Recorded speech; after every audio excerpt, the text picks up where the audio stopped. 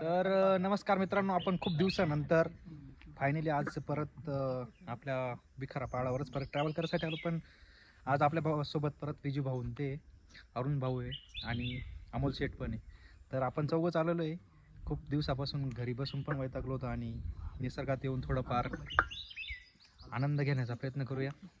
डोंगरामध्ये आल्यानंतर निसर्गामध्ये जुन्या आठवणींना आपल्याला एक प्रकारे चालना मिळते. आपण बाहेरच्या टेक्निकल जगामधून थोडंफार निसर्गाशी एकरूप होण्याचा प्रयत्न करतो या मार्गातून आणि थोडंफार आपलं जेवढं स्ट्रेसफुल लाईफ चालू राहते कंटिन्युअसली जीवनामध्ये ती पण कमी होण्याचा प्रयत्न होतो याच्यामध्ये. मग हे आपलं गोरक्षनाथाचे मंदिर, हे जुनं मंदिर आहे जिथे गोरक्षनाथाची जुन्या भव्य मूर्ती आहे आपल्या ज्या गोरक्षनाथ आणि आदिशक्ती शंकर भगवान यांच्या. हे आत्ता बांधलेलं आपलं गोरक्षनाथांचं मंदिर आहे. इकडे आपली जुनी आता नवीन बांधकाम झालं पसर पर्ण कुठून ते. तर गुरु गोरक्षनाथांचं आपण दर्शन घेऊया आणि नंतर आपण आता जेवायला आणलेले मग जेवण करूया थोड्या वेळात.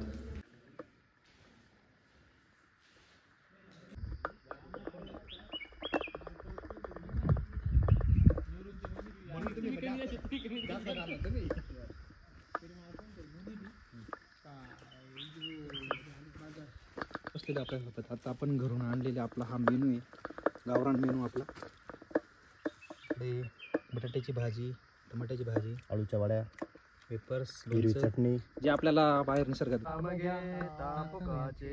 जीवन करी जीवित्व अन्न हे पूर्ण ब्रह्म उदर भरण नोहे जाणी जे यज्ञ कर्म कुंडली कवरदेव विठ्ठल श्री ज्ञानदेव तुकाराम पंढरीनाथ महाराज की जय, माऊली ज्ञानेश्वर महाराज की जय, जगद्गुरु तुकाराम महाराज की जय, गुरु गोरक्षनाथ महाराज की जय, सटेश्वर भगवान की जय. बोलो रे भाई. तर आपण आता डायरेक्ट गरुड तळाकडे चाललोय. गरुड टाक्यावरून डायरेक्ट आपण गुफेकडे जाणार आहे आणि त्याच गुफेमध्ये म्हणतात आपले गोरक्षनाथ ध्यानस्थ व्हायचे आणि साधना करायची. तिकडेच आता प्रस्थान करणार आहे आपण करंटली. तर पूर्ण पॅक आहे नाही दगडामध्ये. तर आपण डोंगराच्या आता पूर्वे बाजूस चाललेलो आहे. लेकरवाडी डोंगर आपल्या पुढे.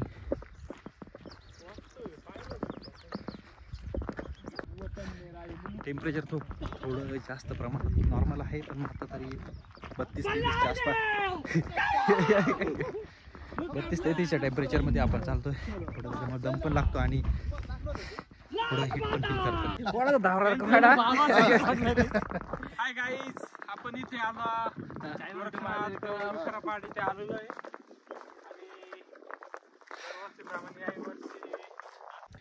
आणि इथले काही भाग असा आहे की जिथे पहिले आपले विजभाऊ आलेले होते आणि त्यांनी सीड बॉल यूज करून काही पेरूचे आणि विजभाऊ पेरू आणि कोणतं झाड होतं आपण टाकले सीड बॉल साठी नाव? पेरू आणि कोणतं झाड लावलं होतं आपण? नाव काही असतील त्यांना, विविध प्रकारचे असे झाडांचे सीड बॉलिंग केलेली त्याच्यामध्ये इथेच टाकलेले. वाट पाहून फक्त ते कधी उगतील. आपण एवढ्या वर्षापासून केलेले कष्ट ते बघण्याचा प्रयत्न करूया. तर आपण आता गुफेपर्यंत पोहोचलेलो आहे. तर इथेच गुफेचं आपले दर्शन. हे विजभाऊ आपले बसलेले.